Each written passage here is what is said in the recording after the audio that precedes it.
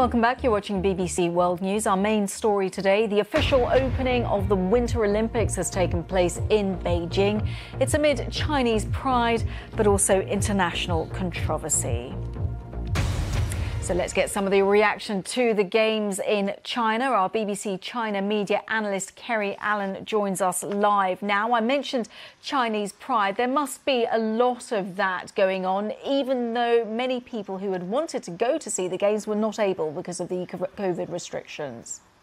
Absolutely, yes. And you really get the sense in the media today in China that people are all watching it from their TVs in their homes, or they're watching it online. And people are really excited to see it. I mean, it's been a long time since Beijing has hosted an Olympic event. It was the first city that has hosted both the summer event, the Summer Olympics back in 2008, and yes, the Winter Olympics. So people have all been watching it today, and they really are very, very moved by it. I mean, the opening ceremony was absolutely spectacular, and the director, Zhang Yimou, is this celebrated director who's directed films like Hero and House of Flying Daggers. So people have been talking about this today and saying that it moved them to tears, and they feel that it really brought out the beauty of China and the spirit of the Olympics as a whole.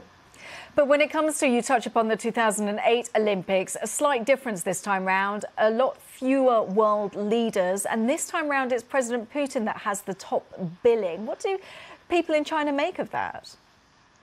Yeah, so there's been media on how 32 world leaders have been attending, which is, a very small figure. I mean, we factor in that there are COVID restrictions, and also there have been boycotts that have taken place.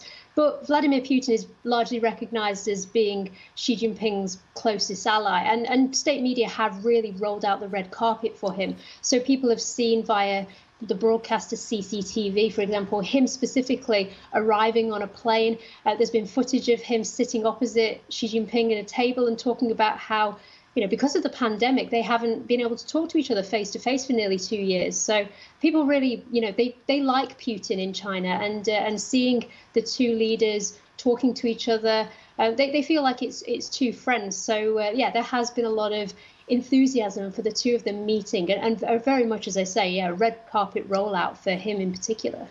Enthusiasm, but some did pick up on the fact, was President Putin, was there suggestions that he was asleep at one part? Tell us more, Kerry.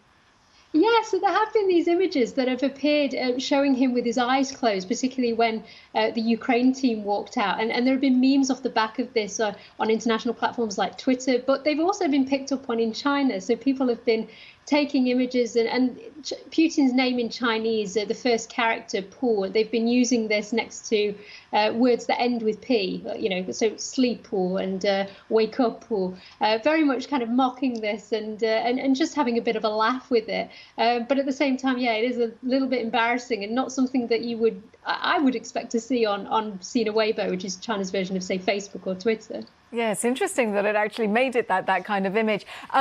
Internationally, though, the press not so enthusiastic about this. Just talk us through some of the headlines that are making the international press.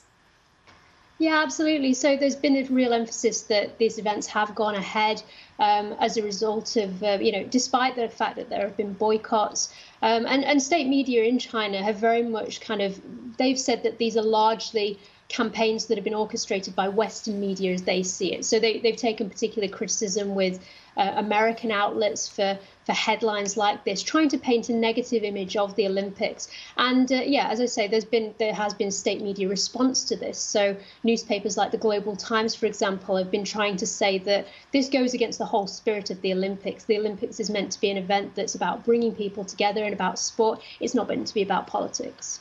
Kerry, always good to get your analysis. Our China media analyst, Kerry Allen, joining us live. Thank you as always.